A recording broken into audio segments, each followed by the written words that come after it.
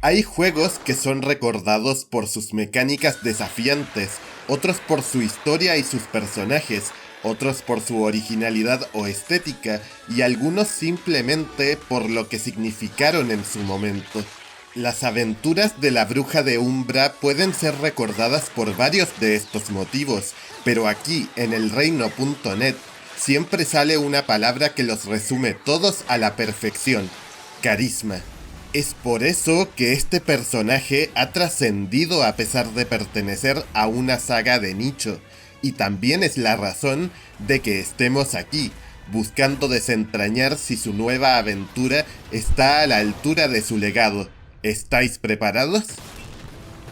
La historia de Bayonetta 3 nos vuelve a poner en la piel de la poderosa y carismática bruja, que en esta ocasión recibe la visita de unos extraños seres llamados homúnculos, que empiezan a sembrar caos y destrucción por donde pasan, y que buscan eliminar a Bayonetta a toda costa. Sin embargo, nuestra protagonista también se encuentra con Viola, una aprendiz de bruja de otro universo, y que busca detener a estos monstruos de su objetivo de acabar con todas las posibles realidades, por lo que Bayonetta, acompañada de Viola y Jan, viajarán por varios de estos mundos paralelos en busca de una forma de desentrañar el origen de los homúnculos para cortar de raíz la destrucción de todo el multiverso. Sin embargo, y a pesar de que la premisa sea interesante, no está tan presente ni es de lo más logrado de esta aventura, que en general no pierde su foco en la acción directa y desenfrenada.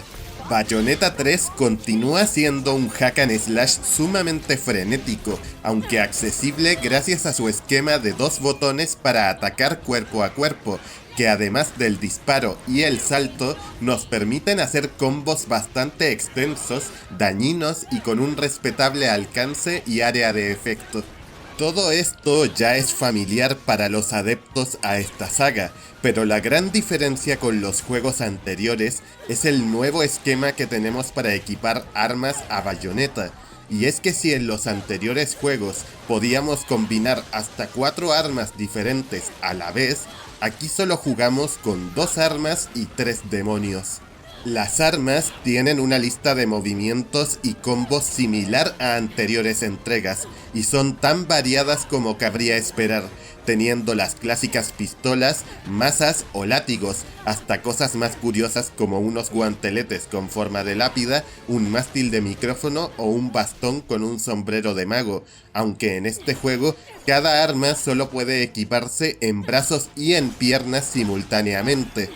Además, cabe resaltar que cada arma no solo tiene sus propios golpes y remates propios, sino que ahora tienen su forma característica de desplazarse, además de sus propios disparos, ataques especiales y la posibilidad de poder desbloquear nuevos combos para cada una desde el menú, lo que les da algo más de versatilidad por sí solas, y abre las puertas a formas concretas de usarlas tanto en los combates como en la exploración, permitiendo subir por paredes, planear, realizar grandes saltos o incluso creando plataformas temporales.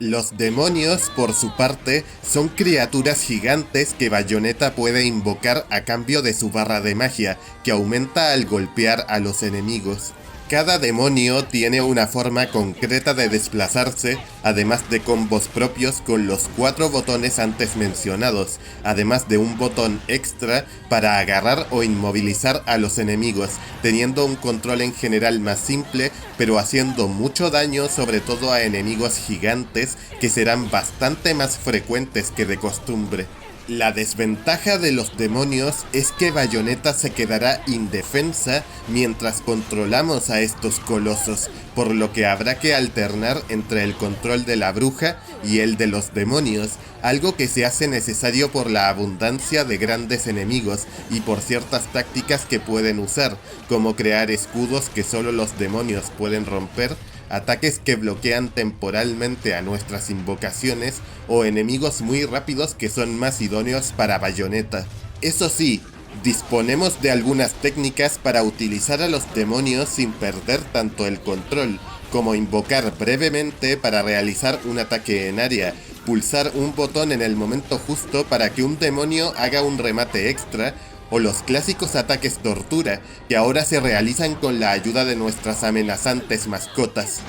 El juego mantiene la clásica estructura de capítulos, cada uno con situaciones de acción donde buscaremos conseguir la máxima puntuación posible, algo que es difícil de hacer si no conocemos todas las mecánicas de combate de Bayonetta. Además, tenemos que sumar la presencia de dos personajes jugables más, como son Jan y Viola, que usaremos en momentos contados de la historia, y contando cada una con sus particularidades jugables que, si bien aportan variedad y sorpresa, se utilizan relativamente poco, lo que, sumado a su esquema jugable tan marcado, puede hacer que sea difícil acostumbrarse a ellas, en contraposición a las variadas habilidades de Bayonetta. Todo esto, junto a la extensa duración de la mayoría de capítulos, convierte a esta entrega en la más larga de la saga, con alrededor de 15 horas de juego, sin contar el completar los logros, coleccionables y desafíos ocultos en cada capítulo, además de una serie de combates y episodios alternativos que podremos abordar en su mayoría con cualquiera de los tres personajes, y que pueden desbloquear algunas armas y demonios extra. Sin embargo, sí creo que muchos de estos capítulos se convierten en un trámite simplemente andando de una escena de acción a otra, y aunque los escenarios son más explorables que nunca, tanto esta exploración como otras situaciones clásicas quedan en un plano más opcional, y obviando completamente variantes como el desplazamiento por el agua y los combates aéreos de la segunda entrega. Es cierto que existen capítulos o momentos completos que refrescan la jugabilidad con cierta frecuencia, pero están muy pauteados y determinados por una estructura narrativa cada vez más rígida, por lo que llegas a saber perfectamente cuándo van a ocurrir, al contrario que en Bayonetta 2. Además que hay algunas de estas secuencias especiales, como el moverte a lomos de los demonios, que no están del todo bien implementadas, ya que cuesta hacerse a los controles en estos casos, y sumado a errores a la hora de saber dónde moverse y los objetivos que debemos cumplir, pueden generar situaciones que rompan el ritmo o que tengamos que superar a punta de repetición y ensayo y error. Mi otro gran problema es a nivel técnico y artístico, y es que aunque el juego se ve bastante bien, con personajes y decorados muy conseguidos para cada ambientación que visitamos, incluyendo detalles y elementos destructibles, también se centra demasiado en una estética urbana más apagada que de costumbre, con unos enemigos menos carismáticos y con una distancia de dibujado que se intenta maquillar en más de una ocasión con trucos visuales, aunque esto último va mejorando con el pasar de las horas a medida que visitamos otras épocas históricas. Pero lo verdaderamente molesto son los problemas técnicos que influyen en los combates, como el rendimiento, bastante más errático que en anteriores Bayonetta, y que da tirones cada cierto tiempo, o la cámara, que si bien ya daba algún problema menor en juegos anteriores, aquí tenemos arenas de combate más grandes que antes y con más personajes de distintos tamaños al mismo tiempo, por lo que la perspectiva de cámara es más inestable y nos va a dejar vendidos con más frecuencia que antaño. Todo esto, junto a decisiones algo cuestionables, como la restricción de armas y eliminar los accesos directos para usar objetos en medio del combate, hace de las peleas algo que sigue siendo vistoso, pero también menos espectacular y fluido. Este juego continúa con voces en inglés y japonés, manteniendo la esencia de los personajes en la mayoría de escenas, así como subtítulos en castellano.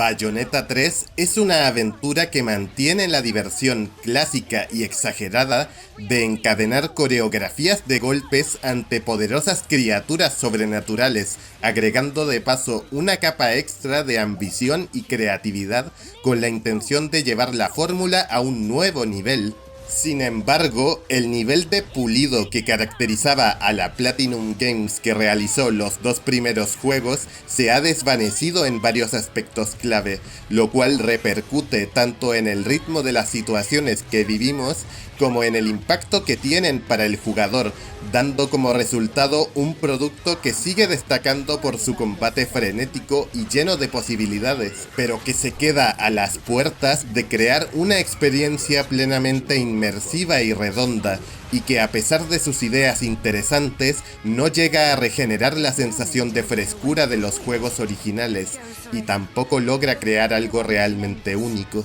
A pesar de esto, este título se vislumbra como un notable punto de partida para una nueva era en la saga, y si se toman las medidas necesarias por parte del estudio para aprovechar todo el potencial de esta fórmula, tendremos serias razones para querer a Bayonetta de vuelta en una nueva entrega, porque mientras la música no pare, ella no dejará de bailar.